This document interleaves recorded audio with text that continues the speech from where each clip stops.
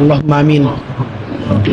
الحمد لله رب العالمين والصلاة والسلام على حبيبه محمد وأصحابه أجمعين. ربنا ظلمنا أنفسنا وإن لم تغفر لنا وترحمنا لنكونن من الخاسرين. ربنا آتنا في الدنيا حسنة وفي الآخرة حسنة وقنا عذاب النار. আল্লাহ 20 কোটি মানুষের ছোট্ট একটা দেশ, আল্লাহ তাওহীদের এই জমিনকে আল্লাহ দেশি বিদেশি সমস্ত ষড়যন্ত্র থেকে, আল্লাহ চক্রান্তকারীদের হাত থেকে আল্লাহ আপনি বাংলাদেশের মানুষকে, বাংলাদেশের ইসলাম ও মুসলমানকে, আল্লাহ বাংলাদেশের স্বাধীনতা সার্বভৌমত্বকে আপনি হেফাজত করেন। ইয়া আল্লাহ এই স্বাধীন জমিনকে ইয়া আল্লাহ আপনি কিয়ামত পর্যন্ত স্বাধীন রাখেন। আল্লাহ আমাদের সার্বভৌমত্বকে অটুট রাখেন।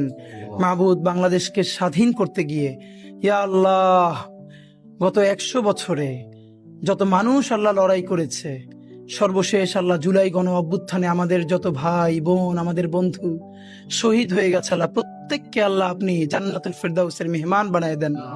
আমাদের আহত যত ভাই বোন আল্লাহ চিরতর অন্ধ হয়েছে, পঙ্গু হয়েছে, আল্লাহ প্রত্যেকের উপর আপনার খাস রহমত নাজিল করেন।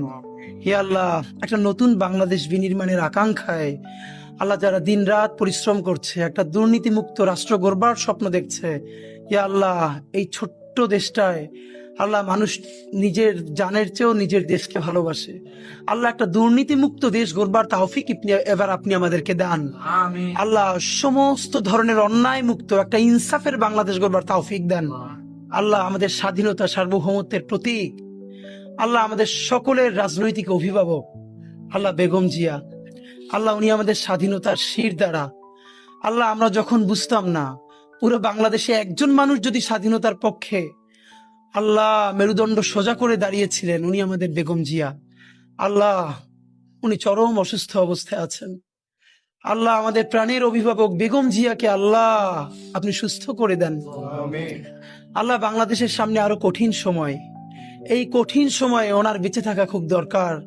আল্লাহ উনি বেঁচে থেকেও যদি শুধু সবাইকে গাইড করে, পরামর্শ দেয়, সেটা আমাদের জন্য আল্লাহ আমাদেরকে রাজনৈতিক মুরব্বী হারা আপনি কইরেন না। আল্লাহ উনি বাংলাদেশের দল মত নির্বিশেষে সকল মানুষের রাজনৈতিক অভিভাবক।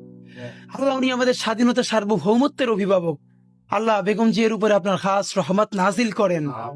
হে আল্লাহ তার সমস্ত গুনাহগুলো মাফ করে দেন। হে আল্লাহ তাকে পরিপূর্ণরূপে সুস্থ করে দেন। আল্লাহ বেগম জিয়া তো একদিন অবশ্যই আপনার কাছে যাবে, কিন্তু বাংলাদেশ একটা স্থিতিশীল পর্যায়ে গেছে।